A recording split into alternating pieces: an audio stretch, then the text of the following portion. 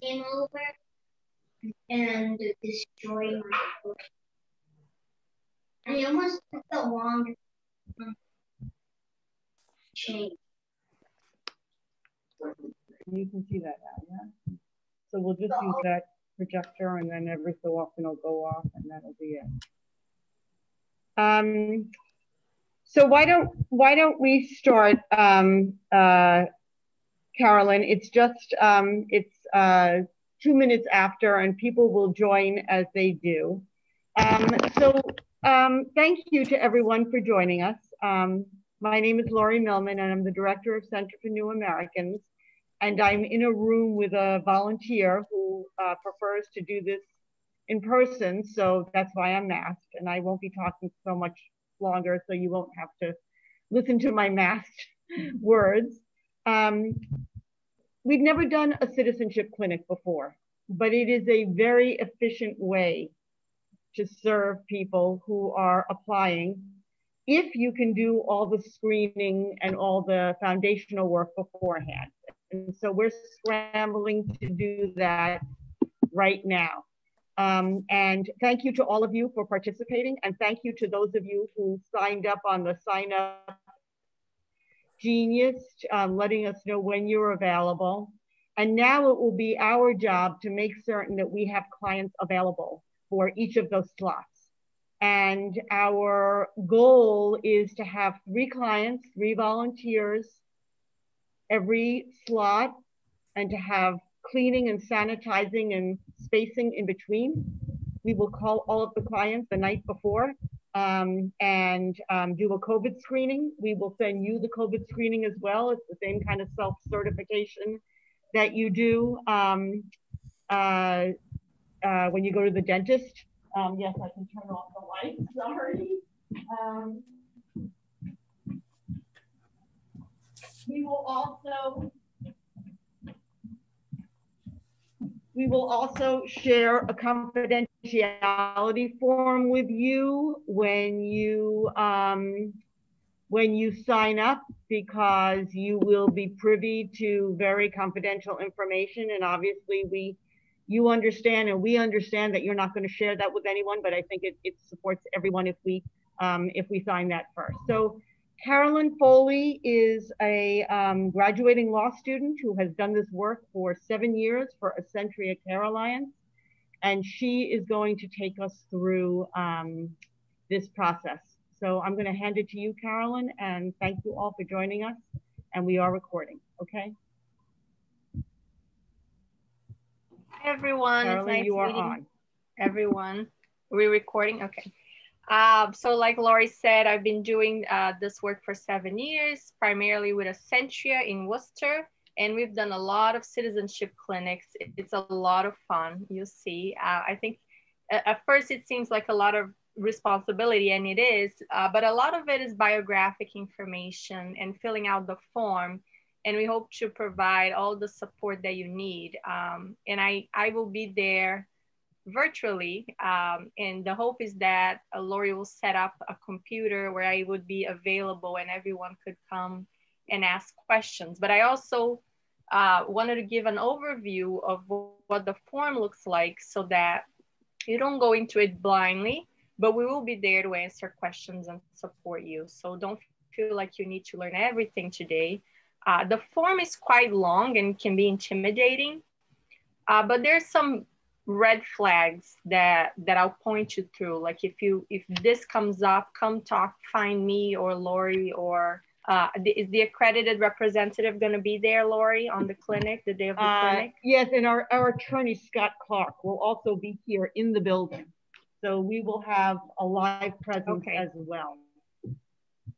Perfect, okay. So besides a lot of it being biographic information, like I said, there are a few things that are red flags that you should definitely ask us before proceeding, but everyone should be screened. So when they get to you, there shouldn't be any huge red flags that Laurie wouldn't know about.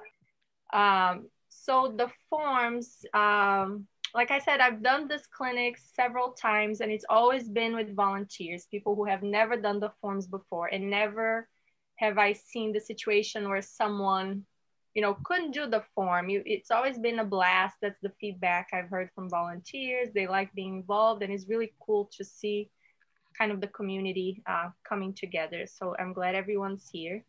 So the first thing, before I forget, is that you have to fill out the forms with a black pen.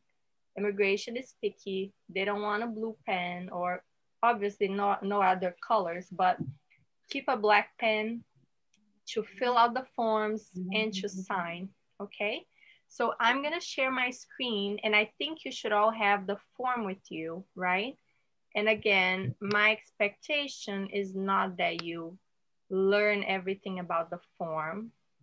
We've all filled forms in our life. So this one is just long. Oh, what did I do? Okay, you can see that. Okay, so you see there's 20 pages. A lot of pages at the end though are just like extra space, signature pages. So it's not 20 pages of information. The first part, so some of it says here for immigration use. So you would start, it says here, black ink right at the top, right? So part one, enter your A number. So I just wanted to give you a visual of what that entails, because when people come in, they should bring their green card with you. And that's their resident card that they get before they become a citizen. And they usually have it for 5 years. Some people have it longer if they don't want to be a citizen after 5 years. So it could be a resident for 20, 30 years before you decide to apply for citizenship. But basically, you're going to see how their name is spelled exactly on the green card. This is the bad example, because this USCIS number, it's a 9-digit number. That's their alien number. So everyone who enters the US and is in some kind of process, they are given their alien number. That's the number that identifies them before they become a citizen, so that immigration can pull their record. It's like their identification number. He has their country of birth, their date of birth, and when the card expires and when the card was issued. So can everyone see that? Because I know it's kind of small. But this here, the USCIS number, 9 digits, some green card, if it's older, it could also just say A and the 9 digits. Okay, so you're looking for the 9 digits number. That has to go on top of every page. So that's a little bit of a pain because we're doing it by hand. Some softwares will just copy and paste the information. So here's the first time you're gonna enter the number.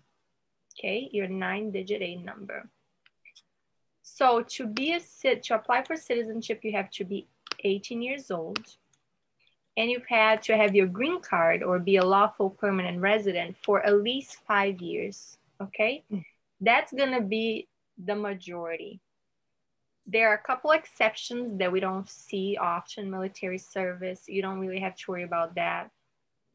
The only time people can become a citizen after 3 years in the United States as a resident is if they're married to a US citizen.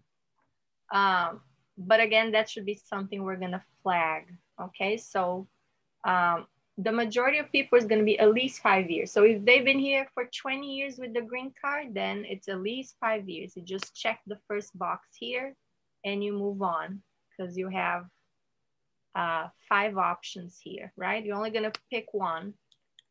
And you could look at the green card and you're gonna see when it was issued, right? And then you're gonna see if it's been more than 5 years, check the first one here. Then you're gonna put their legal name and the name exactly as it appears in the green card. It could be different because maybe that person got married, maybe that person changed their name. So maybe the green card, you wanna look at the green card and put exactly as it says there. If it has the middle initial, whatever it is here. And then if they have changed the name because of marriage or divorce, their current legal name, you're gonna put on 1 here. And then on 3, any other names you've used in your country, maiden names. You know, sometimes people have many last names, and then in the US, they only use 1 or 2. So you want to ask if they, you know, spell their name any different way. Now, this is an important one, the name change. It's important to let people know if you can ask, do you want to change your name? Because when you're applying for citizenship, you have the opportunity to change your name, to change the spelling, remove last names, add last names, make up a completely different name. So this is an opportunity people have. So I'll say this is an important question, and not necessarily there are big changes from what I've seen, you know. So if you say no, we want to keep the name exactly as it's in your green card, then you say no. But let's say that you now have a new legal name, right? Then you want to say yes and put your new legal name so that it has a different name than your green card. Your social security number, the USCIS online account number, you can ignore that. And then gender, date of birth, let me see. Yes, yes it is. Unfortunately though, it's very limited still on the gender. And date of birth, and the date since you've been a resident, like we were saying before. You just look at the green card, when it was issued, their country of birth and country of citizenship. Again, that could be different if they were born in a country, but they also have citizenship of another country. So you want to ask, you know, were you born in Brazil, but do you have citizenship anywhere else, for example? So far, that's like the first couple pages. Do you have any specific questions? And please interrupt anytime. You don't have to wait until you forget your question. I have a follow-up to what I wrote in the chat, which is, you just said something about you can't change the gender, which I assume means on number 7. But you could change the name. Like, they're not going to say like, oh, that's not a female name. You could change your name to anything. Yeah, that's right. You could change your name to anything. I said gender because I'm saying it's still very limiting on the options there for gender. Right? Yeah, right. So you have to pick one. But the name, any name, completely made up name, they should not question. Like, I could be Red Cup if I wanted to be. Yeah, I've never seen that name. No, but I'm just, but okay, that's great. I mean, I don't want to be Red Cup, but yeah. Thanks. Yeah, no, but I've seen people, it's unfortunate that sometimes people would try to go with a very Americanized name so that they can, people can pronounce it a certain way, but usually people slightly change the spelling, or they change the orders of the last name, or they want to add their parents' last name. But it's pretty flexible here. I have a question. Yeah, go ahead, Rob. Okay, you go ahead, Anne, and then I'll go next. Okay. It's a quick question. Country of citizenship or nationality. Let's say I'm a citizen of both Spain and Bolivia. Do I put both of them? Yes. Good question. You can put both. My question is back to Susan's comment. So because this is a federal form, and we're looking at maybe their green card, what is the legal way to represent somebody who is transgender, however, in their native country, biologically they were born male or female? Do you have to adhere to their native country, their biological gender, or can they just say, now, I don't think that's quite clear yet. Yeah. Yeah, I don't think it's clear. And I think that would be something that would be a little beyond the scope of the clinic, because then we would have to pull out an argument. I think they would follow the birth certificate, and whatever is in, so whatever is in the citizenship is a continuation of their green card process.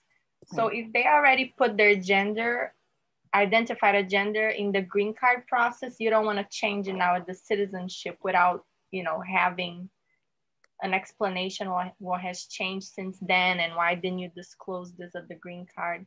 So that's why we got to be a little careful with the consistency, because it's just a continuation of their process. And also, and I hope this will be my last question on this. Once they change their name on this form, does that mean they can then get a birth certificate with that name? Or is it just, I don't know how legal name changes work exactly. Or is it just a change from the birth certificate? Yeah, I mean, they wouldn't get a birth certificate because if they weren't born here. So they'll get on their certificate of citizenship, you would have the name. And with that, they can change their social and all their IDs and passports and all that. Great. Yeah. Thank you. Thanks. Yeah, you're welcome. Okay, so I like the questions. Keep them coming. So now we are on item 12 of page 2. And this is something we're gonna screen before, okay? So it's probably gonna be no for these questions, because it's a requirement that you speak English for to pass the citizenship test, unless you have a physical or mental or developmental impairment or disability, and that you have a different form that a doctor or a psychiatrist, well, any doctor is gonna sign on your behalf saying that that impairs you from learning English, that prevents you from learning English.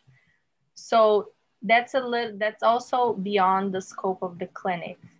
My understanding is that Lori and her team is gonna screen for that, and they're gonna help people separately, because that requires advocacy, reaching out sometimes to the doctor and explaining to them how the form works. So it's not really something we could do at the clinic unless people bring the forms with them.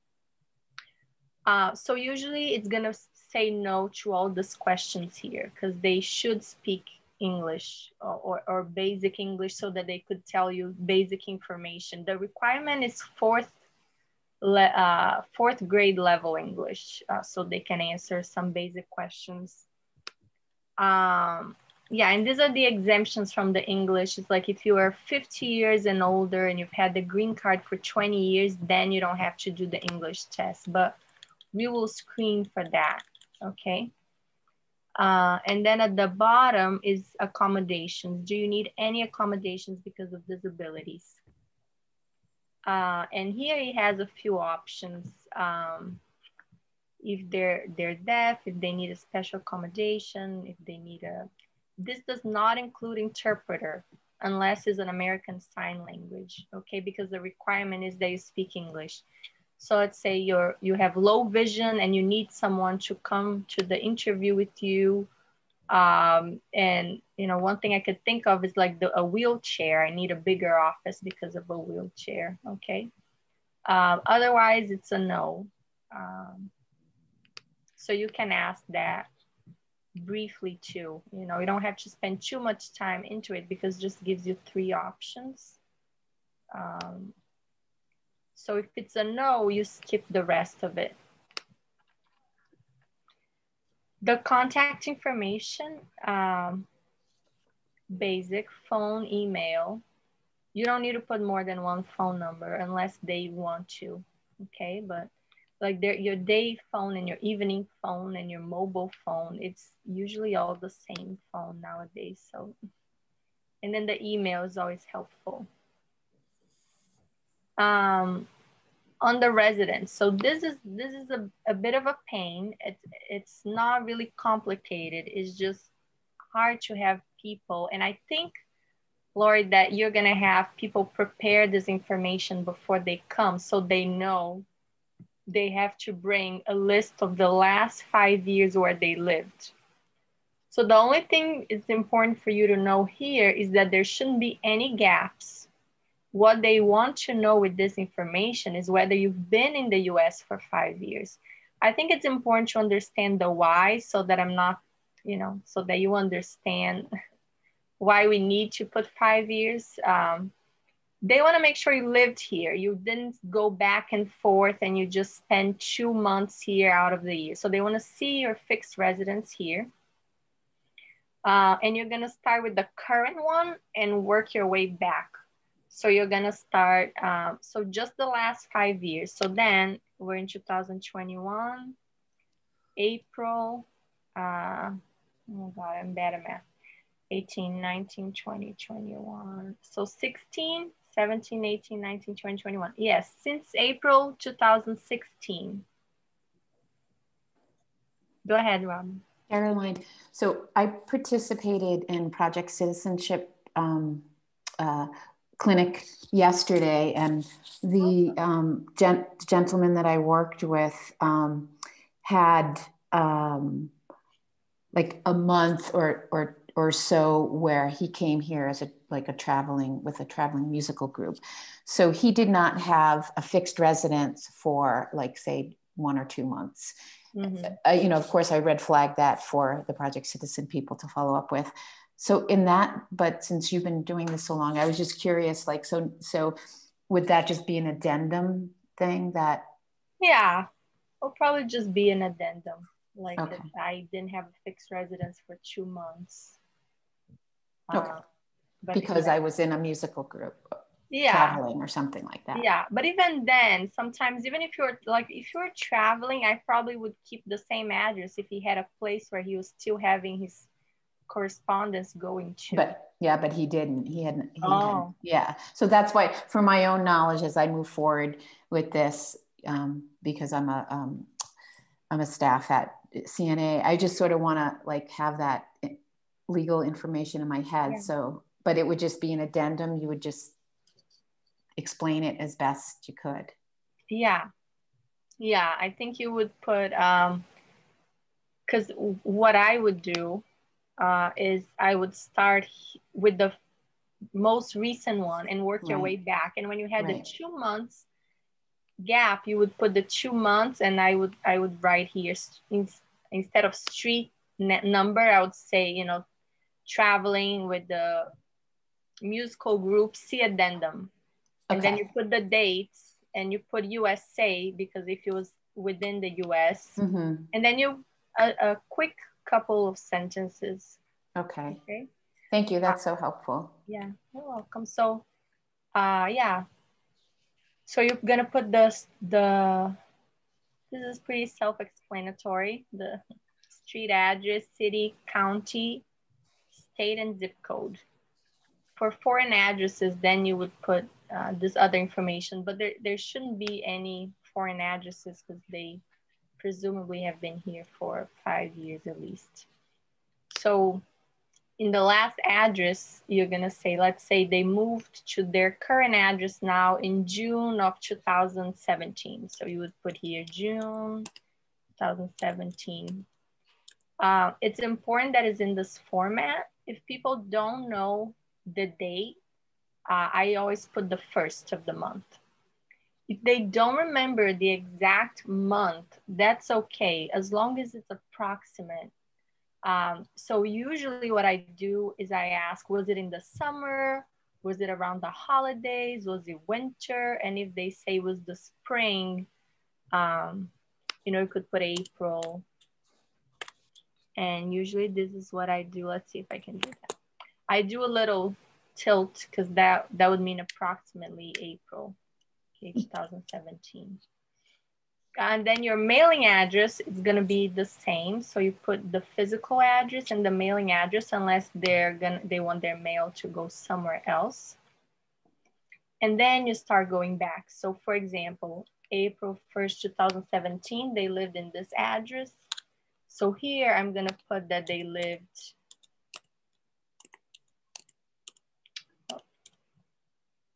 until this day when they moved to that other house.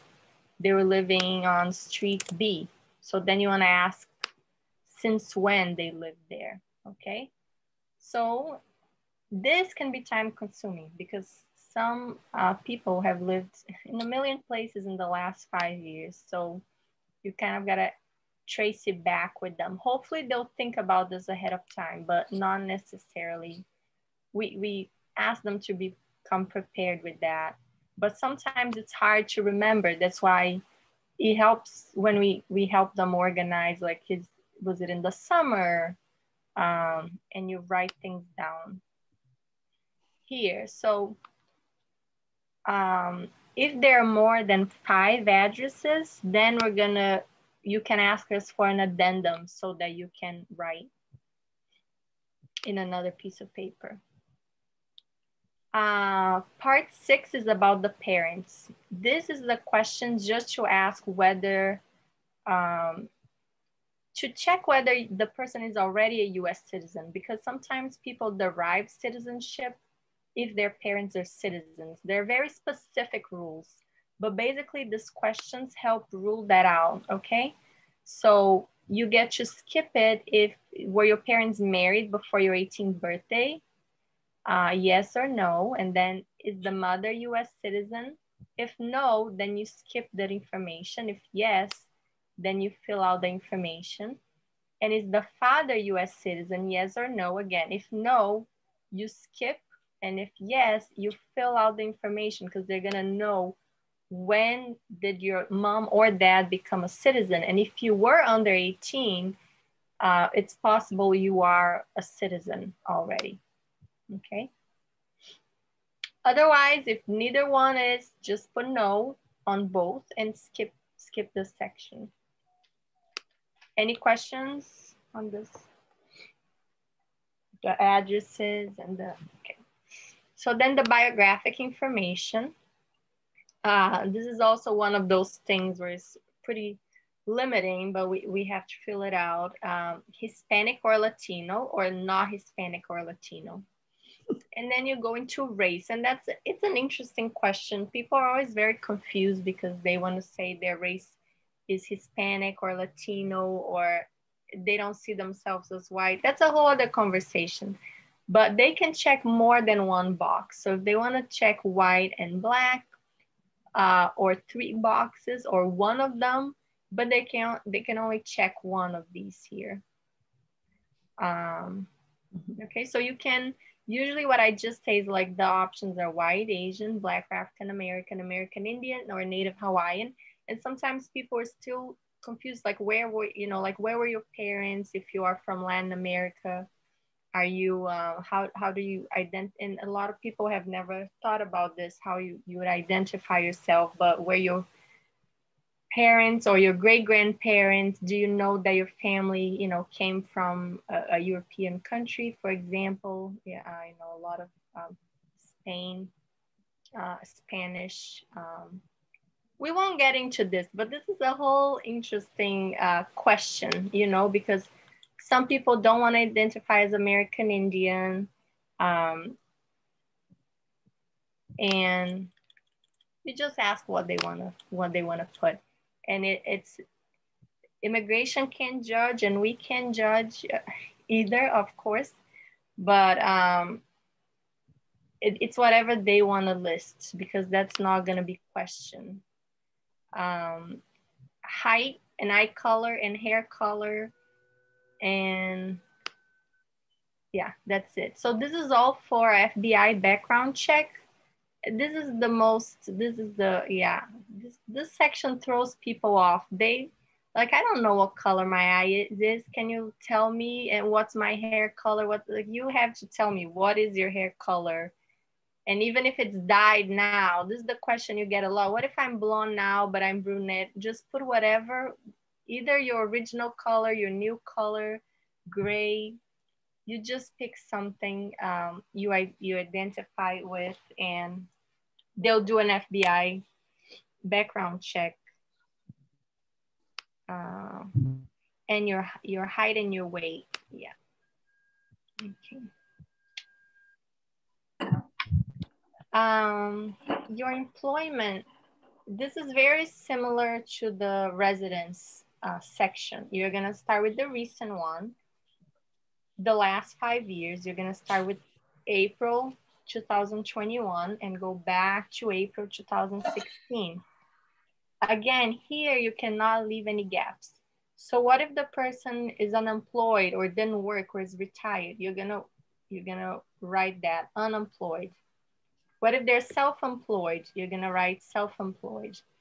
So it's very common that a lot of my clients, for example, are self-employed and then have periods where they didn't work. So you're gonna list all of that, and that's more time consuming than the address, because people usually have more employers than places they've lived. So let's say now they work at place B, and you're gonna put the address, the city, and the date. So let's say you're gonna say here present, and let's say since April 1, 2020, and the occupation. The occupation is very random. There's not very, I wouldn't worry too much. Oh, I have the form. You guys are not gonna have the forms. I mean, the digital, so you can write it in. So whatever you wanna write, whatever they tell you, engineer, cook, cleaner, self-employed. And then here, let's say they were unemployed for 2 months. And then you're gonna put, so what helps me is to always put the date before that went over here. So that way I have no gaps. Let's say they were unemployed for 3 months. So you're just gonna put unemployed. And then let's say before they were self-employed. They were self-employed, and then you would put their address or their city where they were living and they were self-employed, the dates and what they were doing as self-employed, driver, okay? Caroline? Yes? I have a couple of questions. One is, what if they don't remember? Like, I can't necessarily remember the address.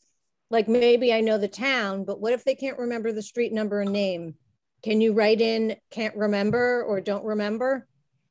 I usually try to make an effort before. So nowadays it's easy because you can Google anything.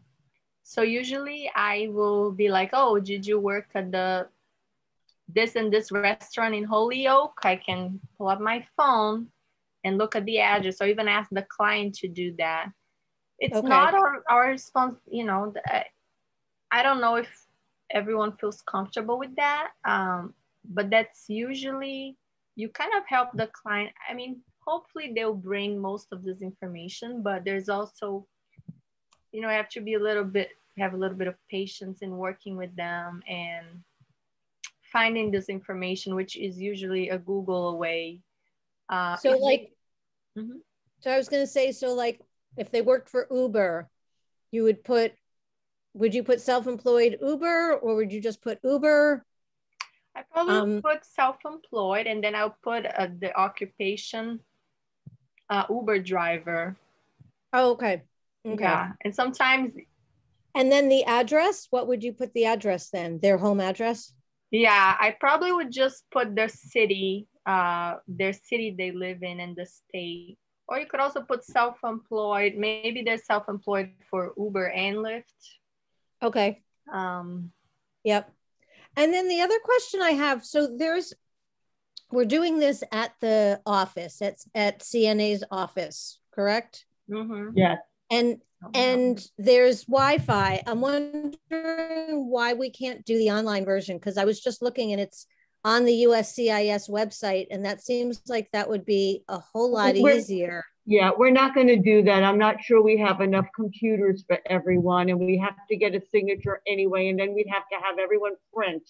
However, we might be able to have a laptop station set up with the PDF so people can click on it for these instructions, and or I can print instructions, but I'm not sure that at this moment, we have the tech capacity to have 3 laptops going and printing the applications and getting the signature. I'm not sure we're there right now. Maybe in the future. You mean even if we brought our own laptops? We're going to use paper applications this time around.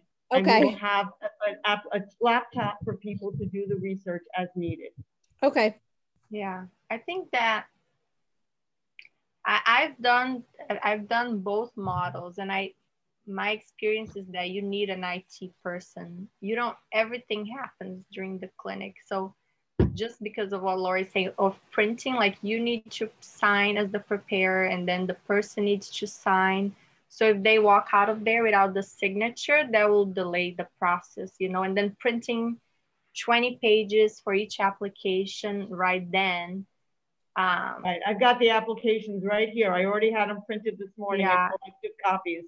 So Okay. that's how I think you need a plan for that, but it is good once you, but it's a whole other preparation. Okay. Yeah. But anyway, so then you don't have a lot here. So you definitely will need an addendum, and Laura can talk about this later, but you can have, so if the person has had more than 3 employments, which as you see includes gaps that they were unemployed, it could also include education. So if they were in college or if they were taking ESL classes, all of that, okay? So this is the most time-consuming piece, and you're probably gonna need an extra page to write that information, okay? Time outside the US. So this, again, they wanna confirm that you haven't been outside of the US for longer than a certain period of time. And we're gonna screen for that when we are screening people to make sure that they haven't been outside more than they should. So you shouldn't have any surprises. So you start with the most recent trip and you work your way back. I mean, there shouldn't really be any trips in the last 1.5 years, but before that, just in the last 5 years. So you see a lot that they want to know is in the last 5 years, because that's the years that matter the most for citizenship. Even if you've been here for a long time with your green card, they look at the last 5 years. So you start with this and then you do the math, okay? So when the day you left the country, the day you returned to the US, did the trip last more than 6 months, and what countries did you go to, and the total days you spent outside. So again, this is hard to remember, and hopefully people will bring this. If not, it's an estimate thing, okay? And you would put the tilt again. And if they say, I went in the summer to India for a month, do you think it was the beginning of the month, middle of the month? Did you go for any special holiday? And that should spark people's memory. But as long as if it's like, 28 days or 35 days, it shouldn't be an issue. An issue if it's 180 days.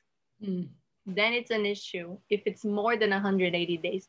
So if the client's not sure and he thinks it could be anywhere between 140 and 190, then it would make a difference, because if it's more than 180, but if it's like either 20 or 30 or 40 and they're not sure, you can best estimate. If it's something very close to 6 months, then we want to make sure that client did not stay for more than 6 months. So then at the end of this, you do the math and you put how many trips that lasted more than 24 hours. So let's say they had 3 trips in the last 5 years and the total of days. So you would add the days here and put here 38, for example. Okay. And you would minus the days of travel, right? The day they flew and the day they returned. Is that true? Yeah. Yeah. Especially if it's close to 180, that could help. Yeah, I think if it's close to 180, then yes. Otherwise, I don't think you need to be that specific, because it depends on the day they travel, what time of the day. But yeah, that's a good point. This, if it's closer to 180, you want to be more careful. But also if they have several trips that add up to more than 2.5 years, for example, of being outside the country, then you also need to look at this. But we shouldn't have any cases like that at the clinic. So then you have the marital history. And your marital status is single, if you've never married, divorced, widowed, separated, or marriage was annulled. So if you're single and never married, you get to skip all of part 10. So you ask, if you are married, is your spouse in the armed forces, and how many times have you been married? That includes annulled marriages.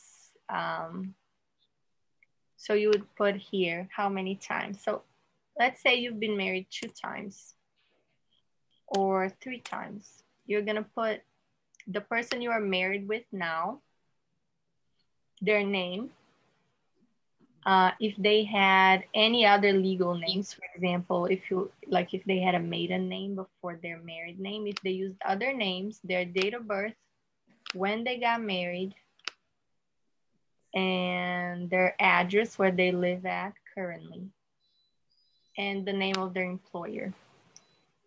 Then, is your spouse a US citizen? Yes or no? And if so, the date that they became a citizen, or if it was by birth, you don't have to put that, okay? And then you would put, if they're not a US citizen, you put their country of nationality and their alien number if they have one. If they're undocumented, you leave it blank because they're not gonna have an A number. If they're a lawful permanent resident, they have a green card, you put that. If other and they're undocumented, don't have to write that. Don't write undocumented, just write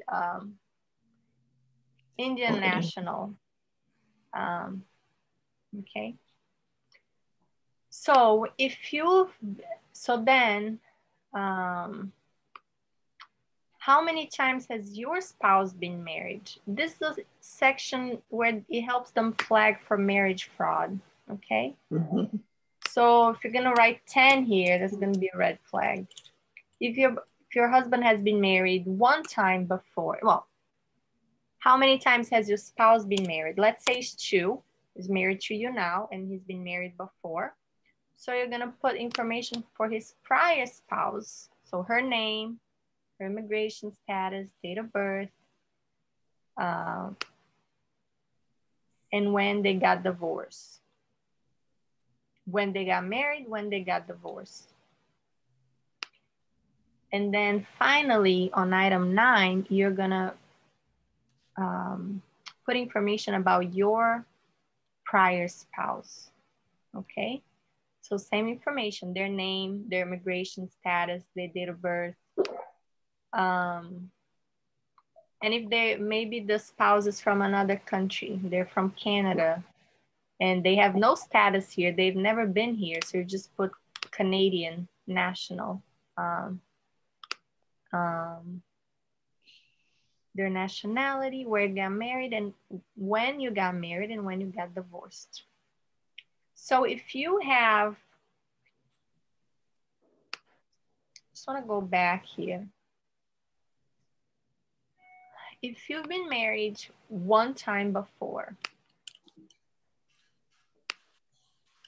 but now you're single, right? You're gonna pick that you're divorced. So you have no current marriage. So you're gonna skip the current spouse. And you're gonna go to 9 if you're married before. So you just have to fill that. If you're divorced, you don't have to put anything about your current spouse or your current spouse's ex-spouses. Sorry, this guy. No way to simplify this.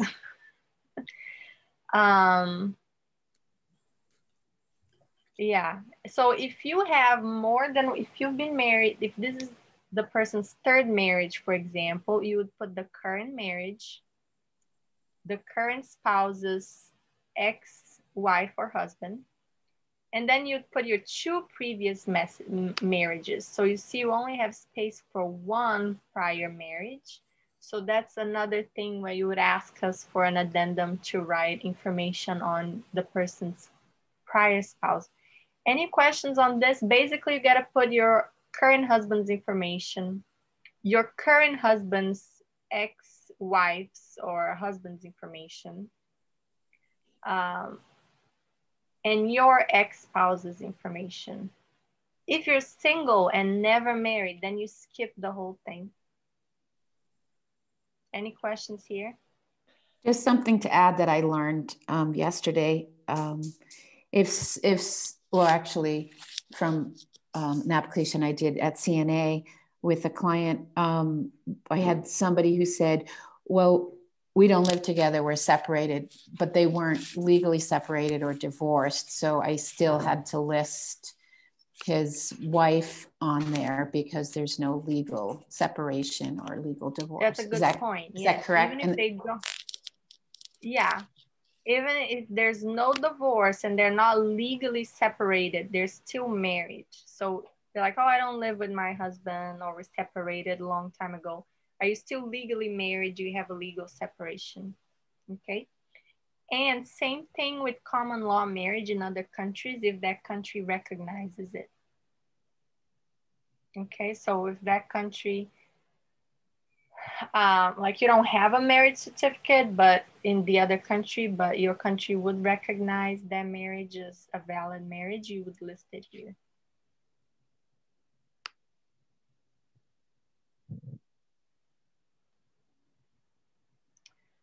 Okay, so this is the whole section on marriage. And then you have info on children.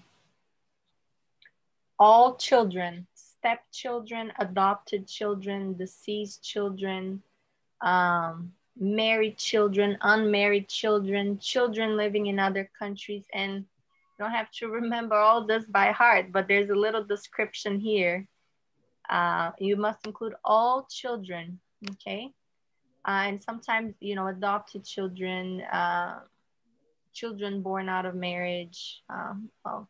Well, I think all of these are obvious except for stepchildren, you know, and children who have passed away. So you would put here the total number, and I just go through it because sometimes it's not that people forget about their children, but it's just that they, you know, they think you don't mean the ones that live in another country or the ones, so you just want to make sure that you ask specifically so that they don't forget and they don't get, it's not that they'll get in trouble, but if there's discrepancies of like, oh, before you told immigration you had this many children and now you're not listing them here, kind of thing. You're gonna put the child's name, their alien number if they have one. If they don't live in the US, they don't have an alien number. If they are born in the US, they don't have an alien number. If they're a citizen already, they don't have an alien number. Okay, so you could leave this blank.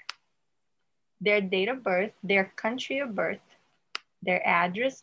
Oh, you see the A number here at the top? That's where you have to put the 9 digits on every page here at the top right. So you're gonna put the child's address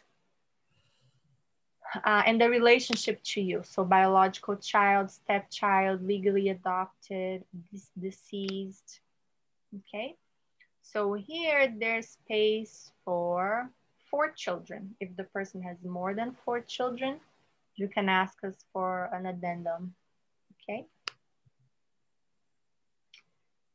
This is the hard part so far, okay? So now that you get through the first 11 pages, which is not necessarily hard, right? But it's just a lot of information. So I have someone on the chat here.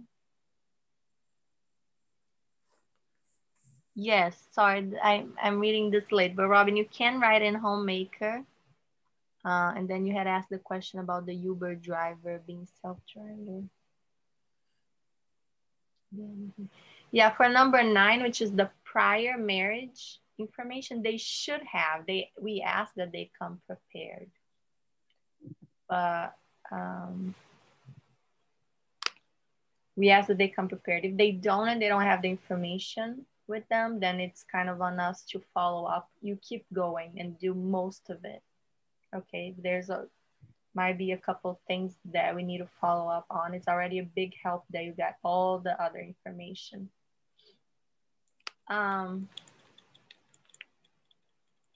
It's okay to use whiteout.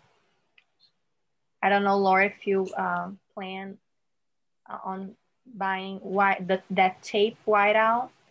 You don't want to have a whole page of whiteout, but it's okay if you misspell something because those are very clean. Okay. Yeah, so then the rest is just yes and no questions. You read it to the client and see how many, it's a lot of pages. You just read it to them. The questions that matter, we're gonna ask before.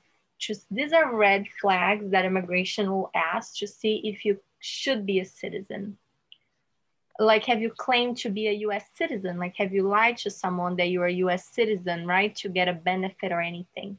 That would be a red flag. So if you did that, immigration would there's some things that precludes you from becoming a citizen.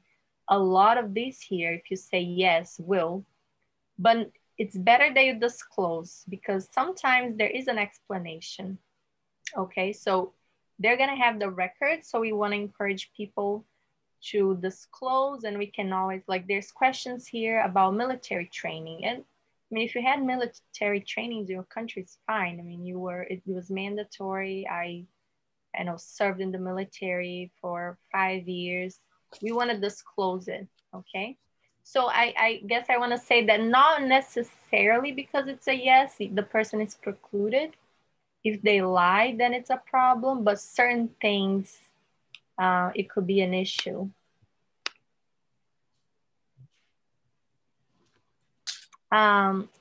Being outside of someone asked why being outside of the country for more than 6 months is problematic, because one of the requirements to be a US citizen is that you're a resident here for 5 years. You're physically present and I forgot the other one. Well, you resided here and you're physically, like this is your country of residence and you physically resided here. So just because you pay taxes here and you have a bank account that's open, but if you're physically out of here, then it's going to be a red flag. Like this person is just here until they get a citizenship and they don't really have an intent of staying.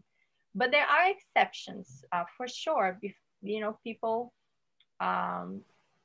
parents get sick outside the country and they have to stay for longer than 6 months.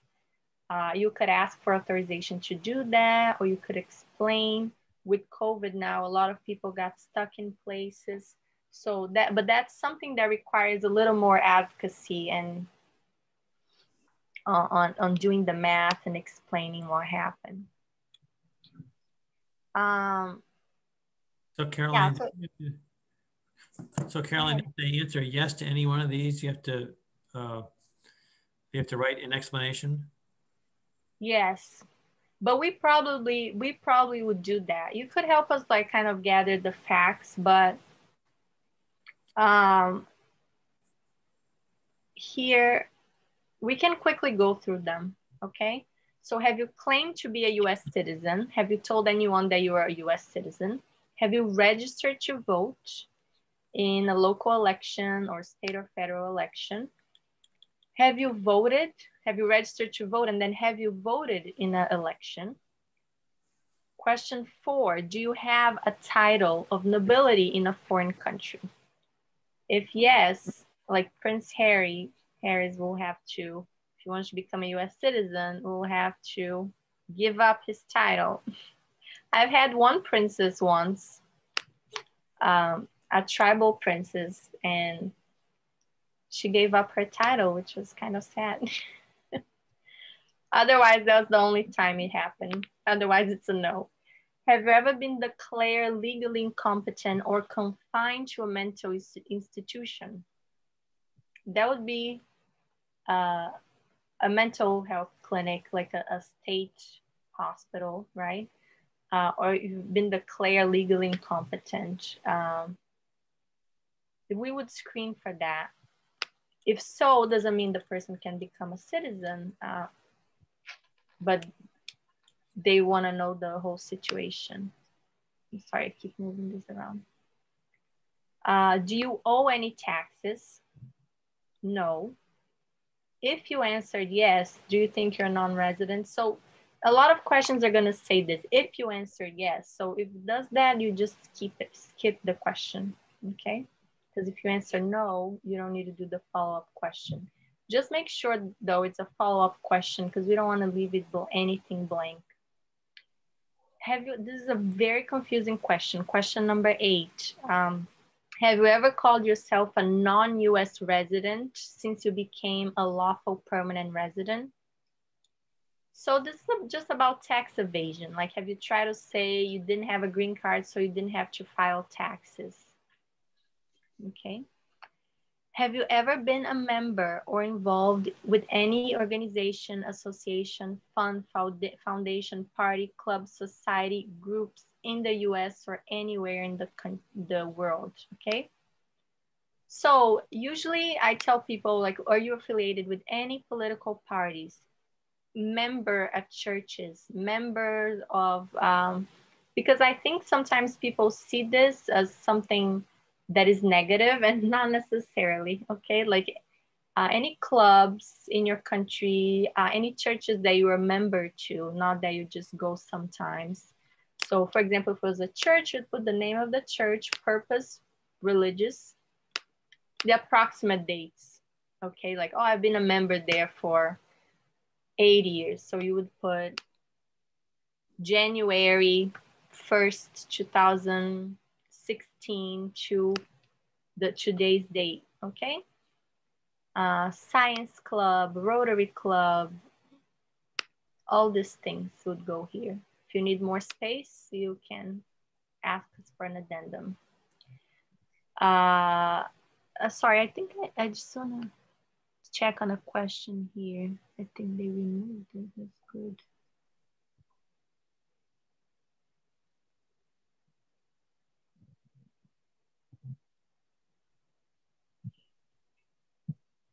Oh yeah, this one here, I didn't read this one because the wording is confusing. Have you ever not filed a tax return since you became a resident?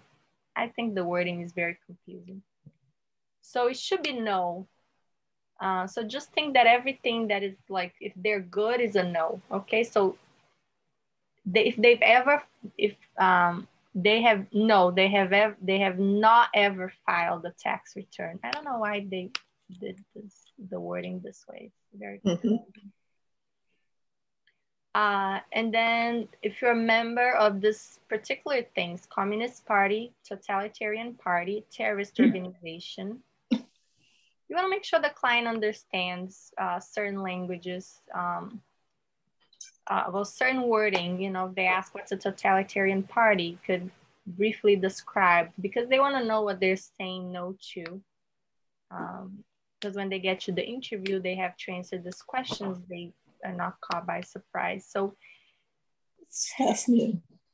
have you ever advocated to overthrow the government by force or violence? Have you ever persecuted someone because of their religion? Citizenship. And then,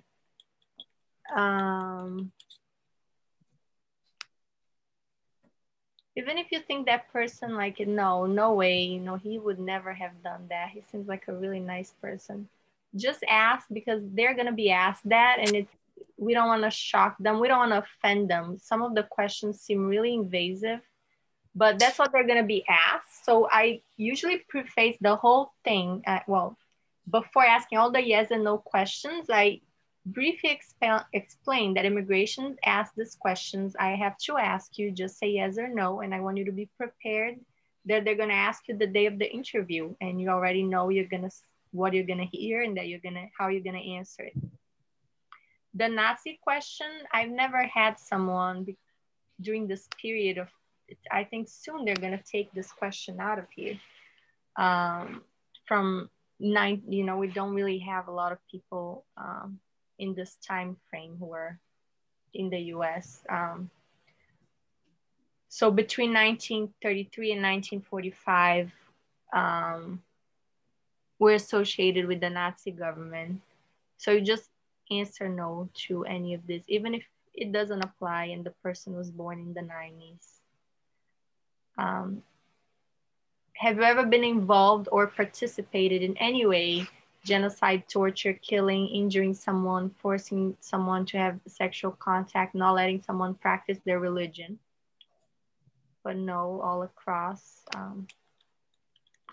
Have you ever been a member or served or helped or participated in any way, that's section 15, military unit, paramilitary unit, police unit, self-defense unit, vigilante union, rebel group, guerrilla group, militia, insurgent organizations? I usually ask this all within the same group and then explain or follow up, because however you prefer, okay? But I do emphasize sometimes a little bit on the military unit or police unit, because a lot of people have had training, or it's mandatory in a lot of countries that you sign up for 6 months. So have you ever worked or been a volunteer in a prison camp, detention facility, labor camp, or any other places where people were forced to stay? And if people say yes, that's not necessarily a bad thing. A lot of people who have worked in prisons, who have worked in jails in their country, so you'd write yes and explain. So question 17, some of the questions, they're just kind of wordy, but 17 is basically if you're part of any group that used weapons or threatened to use weapons, and that the groups, it's a unit or organization. So basically, have you ever been part of any group that used weapons or threatened to use weapons? So if you answer yes, then he asks more specific questions, okay? Otherwise, no, and you skip the 2 questions. If you choose to put no on everything just to make sure you're not missing, that's okay too, okay? It's like, I wanna make sure I'm not missing any questions, you could put no, even though it says, if yes, skip this. Like if you put no here, you get to skip the next 2 questions. Did you ever sell or provide weapons or help someone sell weapons or transported weapons? Yes or no, and then he has follow-up questions if you say yes. Did you receive any type of military or weapon trainings? Yes or no. Have you enlisted someone under 15 years of age to join an armed force?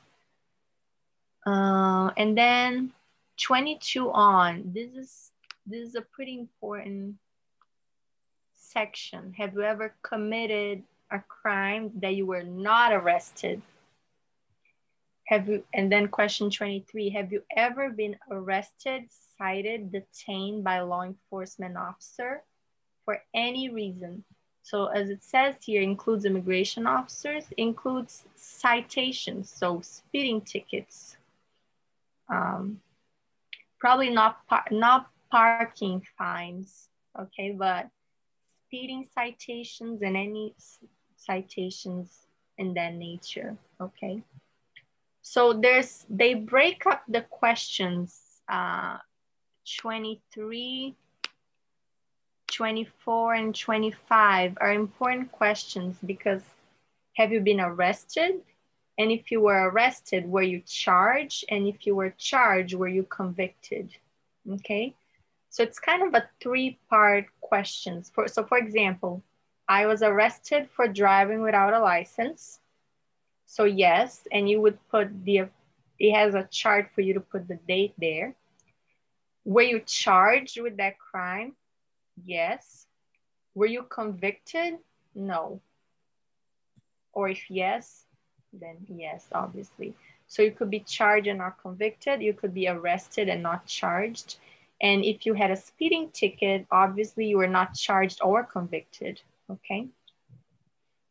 What if you were detained at the border at some past time and then later, you know, came to the United States and got a green card?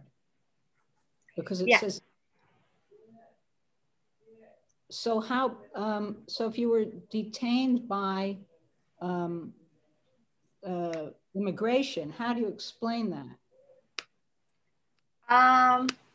It's because it's arrested, cited, detained, or charged. And then the outcome, I was deported. I mean, yeah, so you're gonna see it has more specific questions on that later if you've been deported. So for the purposes of this section, if you were detained by an immigration officer, it's yes, but you're not charged and convicted. Right, okay. Here, okay? You would put no. And you don't have to answer this question for each offense because maybe someone has 3 citations of speeding tickets and they were detained once by immigration. So you're gonna put 1 and list all the arrests, but they're gonna have no charges and no convictions, or maybe they're gonna have charge of 1 of the speeding tickets. It was also with something else, driving without a license. So have you ever been convicted of a crime? Have you been added in alternative sentencing or rehabilitative program? That's question 26. 27, have you ever been on probation? And if yes, then you would explain about that. Have you ever been in jail or prison? And if so, for how long? You shouldn't get any of these cases, okay? Because it's risky if someone has a criminal record and they apply for citizenship, because maybe immigration hasn't even seen that they've committed a crime, and now you're submitting this big red flag and they're like, oh, not only we're denying this, we're deporting you. So we don't risk anything with criminal history. We would send them to a criminal attorney to resolve that, and then we would see what we could do, okay? If it's something like driving without a license, citation, being detained by immigration, but that we would have flagged. So here's the chart where you would write why you were arrested, like speeding ticket, the date approximately, where, so the town and the state, and the outcome. So I paid fine, it was dismissed, released from immigration custody, okay? More questions. Have you been a habitual drunkard? Have you been a prostitute? Have you sold illegal drugs? Have you been married to more than 1 person at the same time? Have you married someone for immigration benefits? Have you helped anyone enter the United States illegally? Have you gambled illegally? Have you failed to support your dependents or pay alimony? Have you made any misrepresentations to get a public benefit in the United States? Have you given the US government any information that was false, fraudulent, or misleading? Did you lie to the US government official to enter the country or to get immigration benefit in the US? So then these are the questions. Have you ever been removed or deported from the US? Have you ever been ordered deported from the US? And have you ever been placed in deportation proceedings? So there are 3 separate questions. If they're doing their citizenship, most likely no.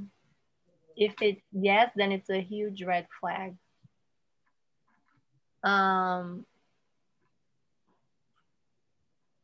Yeah, if deportation proceedings are pending against you now, then they couldn't apply for citizenship. Have you ever served in the armed forces?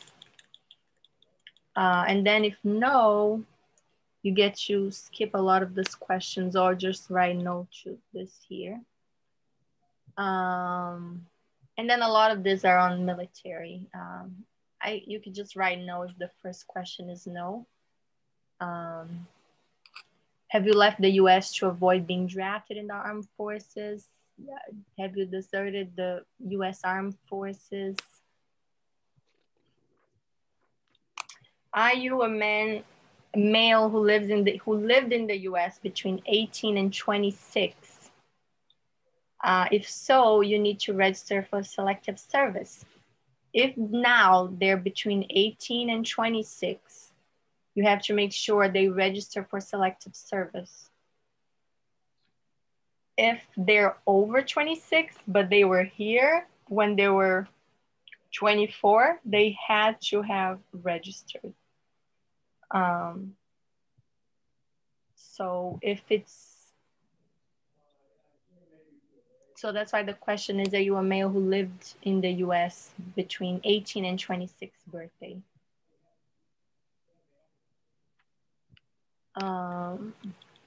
Sorry, I'm trying to think here. So Carolyn, Carolyn? Yes. Carolyn? Yes? Quick question. If they have not registered, do you have them register and pause the application, or how does that work? Personally, I think the best approach is keep going and finish everything you can. Unless it's like a criminal thing and you're like, no, this is risky. But the selective service, they can register easily. Okay, so if they're still between 26, they can register.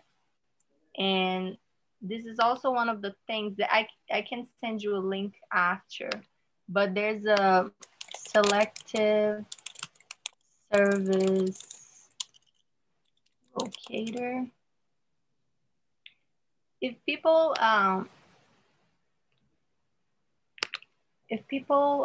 like went to college here, sometimes they're registered, they don't even know, because for financial aid, they have to register. So, or even in high school, they're registered right when they turn 18 and they don't even know. And like, are you registered? No, like, let's check before we do it. And then Caroline, a lot of times they are. Caroline, so, sorry, I'll wait till you're done and ask a question.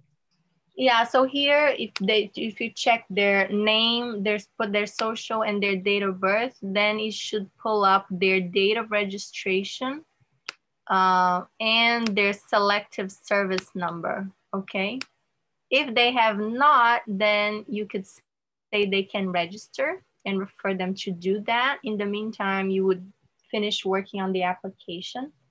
If they're over 26, there's no way they can and they didn't register, it could be a problem. And that's when we write a simple addendum, like, I was undocumented at the time, or I didn't speak English and I didn't know. So there's things you can do. But if they're still under 26, you still have time to register. Caroline, wouldn't you, or it seems to me like you would want them to register and you would hold their application until they have registered, so you're not flagging anything for USCIS? Oh, yes, yes. Okay. Definitely. Yeah, you wouldn't file the application. I'm saying, like, you keep working on the application until they register, and then you file, because you're gonna need the selective service number. But it is something pretty easy to do that you can do online, I believe. But before you have them register, you check to see if they are not registered.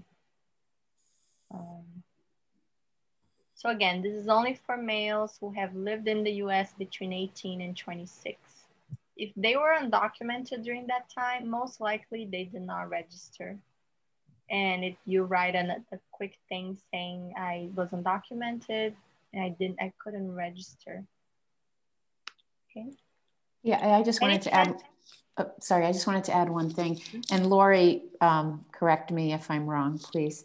I think if that would be a follow-up that CNA would do, so that we might have you note that, and then we would follow. That's maybe in the moment you could see if they're on there, because it's so easy to do. But if they're not, then that's something that CNA would follow up with. I don't think we would be exactly. But I think Carolyn's advice is good. We would complete the application we'd put a yellow sticky on that says do not submit until, but at least it would be completed and it would be there for a follow-up for when they have the number. Yeah, agree. Yeah. And if you see Also, section C is gonna say what to do. If it's a yes, but you didn't register, it tells you you must register, or if you are older and you did not register, you have to put a statement explaining and provide a status information letter from the selective service. So you go to the selective service and ask them to say you didn't register. Also, if you put down that you were undocumented, does that harm your application in any way? Like that you didn't register because Are there other floors? Are there other floors? No, because you were undocumented at some point before you became a citizen. Folks, can you mute yourself, please? Please mute yourselves. I'm sorry, I didn't hear that answer. That's okay. Well, they know you were at some point you were undocumented because you're becoming a citizen now. Okay. I mean, some people never are undocumented. Maybe they already come with a green card, but a lot of people are undocumented and then qualify while they're here. So immigration already knows that information. They know your entire immigration history.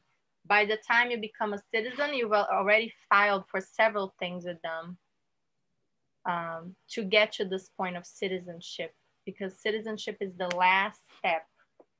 Right. I think I had a question. Let me see the chat. Thank you so much. You're welcome. Okay. I'm trying to close the chat now. Well, that is mostly it. The last questions are supposed to be all yes. So when you become a citizen, you take the oath of allegiance and you say that you understand the Constitution and you support it. So that you do the client would do a citizenship interview. And if they pass the English test and all and everything else, and they don't have criminal records and everything's fine, they get to swear in. Okay, so they have to take the oath of allegiance. So that's the last thing the officer is gonna wanna know. It's like, okay, you qualify to be a citizen, everything else is good, but are you willing to take the oath of allegiance? You're gonna do the swearing of the flag, and that's when they're gonna give you the certificate. But for the swearing in, you're not a citizen. Even if you pass now because of the pandemic, they're doing it right there and then after the interview, they swear you in. Before, it used to be a big ceremony. They would schedule a couple times a month and have everyone join, right? So you only become a citizen after you swear in, even if you pass everything else. So the last thing they're gonna ask you in the interview is the questions that are related to that oath of allegiance. Do you support the Constitution of the United States and the government of the United States? Do you understand the oath of allegiance? Are you willing to take the oath of allegiance? If the law requires, are you willing to bear arms on behalf of the United States? If the law requires, are you willing to perform non-combatant services in the U.S. Armed Forces? If the law requires, are you willing to perform work of national importance under civilian direction? So this raises a lot of questions for people like, oh, does that mean I gotta join the military? No, this is the duty of every American citizen in case, but we haven't had, I always say we haven't had a draft since Vietnam, right? So this is the law for every American citizen. Doesn't mean you have to join. It's just if there is a draft, which now doesn't really happen, if every citizen had to go, you would also have to go, okay? So then the signature section, I can read and understand English. You wanna make sure they put that because they do have to. We only list an interpreter if they have a medical exception, okay? Otherwise, gonna say, and then at your request, the application was prepared. And I didn't discuss this with Lori, but usually what we used to do is we put your name and the address. So you as the preparer, but the address for Center for New Americans and the contact information for Center for New Americans. The G28 is a form that gives you the client gives authorization for Center for New Americans to represent them in their citizenship case. Even if you are the preparer, Center for New Americans is gonna do the G28 form, the form saying, and probably their accredited representative is gonna say, I'm filing this case. This is my responsibility, okay? But you could still list the volunteer's name as someone who just prepared the information, okay? And I'm gonna need to check with our attorney how we want to do that, but we can cover that the day of. Okay. Yeah. Our attorney will be here that day, so we will get that all handled. Yeah, so we'll guess they have to decide as an agency, but I know Project Citizenship usually did that, and I don't know what they're doing now, but it could be done either way. The applicant's signature, that's the client's signature, and the date. Can't forget the date. They will send the whole case back if it doesn't have a date, okay? Could just put the date of that you fill it out, even if we send it a few weeks after, okay? Then the interpreter information, you could leave this blank. Interpreter signature, you're gonna leave this blank. The preparer's information, and this is when we're gonna decide who's gonna go in here. And the address. And the contact information. And if they're not an attorney, I'm not an attorney, and this does not extend beyond, my preparation does not extend beyond the preparation of this application, okay?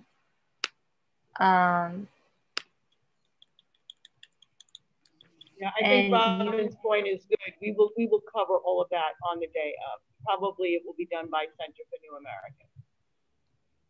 Yeah, yeah. Okay, so then you would sign our Center for New Americans, and that's Correct. It. The rest of it, signature interview, that's what the officers would sign. After that, the oath of allegiance, they want to make sure we leave this blank. This is for immigration only. They want to make sure, if you do want to call, because you know how one of the question is, do you agree with the oath of allegiance? What I like to do is go and quickly read it to people so they know what they're agreeing to. But it's basically the questions that we ask, like, I support the Constitution, the government, I'm willing to be in the armed forces if needed. I like to do that though and read it. Just think you know, don't want people to blindly say yes. Go ahead. Yeah, just real quickly. So I think, Lori, the way Project Citizen handled it is we ask everybody to stop at the end of section 12. So you wouldn't have to worry about anything below, but Caroline is right. When you're on that oath part, it's good to skip down to it and explain it and have the, you know, so you're not just saying yes or no to all those oath questions, but you're actually going through it. So while you're ending at the end of section 12, it is good to skip down to the more clear explanation of what the oath is. That's a good point. So we have just 5 minutes left for what we budgeted for this training. And Carolyn, this has been awesome. Are you okay unsharing your screen and just taking any other questions that people might have? Yeah, obviously. Yeah, of course. Let me just stop. I just want to say that on section 13, you should have people sign while you have them, and then we'll decide about the other. You decide about the other stuff, but make sure you get people's signature where it says applicant signature. I hope this was helpful. I know it's a lot of information. I just want to give like a quick overview so that you've seen it before. But after you do the first one, by the end of the day, if you do 3 of them, it goes a lot more smoothly. Do you have any other questions? Hi, Caroline. I have one question for you. Can somebody start this process? And what will happen if they had to leave the country for an emergency? Is that something like, should we wait to do the application or start the process? That's very case specific. It depends how long they're planning on living, if they're okay with coming back, if they have an interview. I've had a lot of people who travel, and that's okay as long as you notify immigration. Like if you have a fingerprint appointment, you have someone to be checking your mail and who can write on your behalf saying to reschedule it. But I think at the time of the who has everything to start the process, but his mom isn't feeling well in Puerto Rico. So he didn't know whether he should start the process in case if he have to go visit his mom or whatnot. Yeah, I think that would be a question when they're doing the eligibility screening, but I think that it doesn't preclude him if he has to leave the country, because it could be now, it could be in a long time, right? And he can leave the country. Jasmine, I think you raised that as a red flag, and the attorney will handle it. Okay. So we'll have to review it before we schedule the person for the clinic. Susan, you have a question, yeah? Yes, just a general question about the addendums. If we have to do an addendum, is there some specific form used for that, or just take a piece of paper and write it? What can we do? I'll talk to Lori about that, because there are some forms that I think we can use. We do have forms that. Do you have the one from Project Citizenship, the addendum? I really like theirs. Ours look different, so that's something I'll have to talk with Lori about. But we'll have to handle that before Thursday. Yeah. And in general, for an addendum, should we do an addendum whenever we check a yes that doesn't have a place on the form for explaining? It depends on the questions, but I do want to say that I will be there. I'll be on the computer, so you can come up hopefully to my virtual screen and show me the form and ask whatever you want, like question 7, and I pull out the form, and because a lot of it is very case specific, so every application you're going to do is going to be very different. Thank you very much. This is exciting. I'm sure you guys gonna. Any more questions? Caroline, this was very helpful. Thank you. Thank you. Thank you. Thank you. Yeah, it's very, very helpful. And you've given us other tools that we need to use to get in shape, you know, the addendum forms, you know, some of the things, the black pens, things we have to have here to make certain that we do this smoothly. Yeah, I think the first one is a little bit of like, oh, maybe feels a little chaotic, but once you do the first one or even the second, it's going to be such a better process to be able to help more people, because you can help a lot of people this way instead of having one person handling all of it. We were able to I envision doing this monthly, so we'll learn, we'll do it, and then we'll tweak it, and hopefully we'll do it monthly going forward, or as clients present themselves. Awesome. Okay, thank you, everyone. Thank you for joining us. Thank you. We'll be back in touch as soon as we know what the client census is. Thank you so much, Carolyn. This has been awesome. Thanks so much. Thank you, volunteers, for joining. Have a good rest of your day.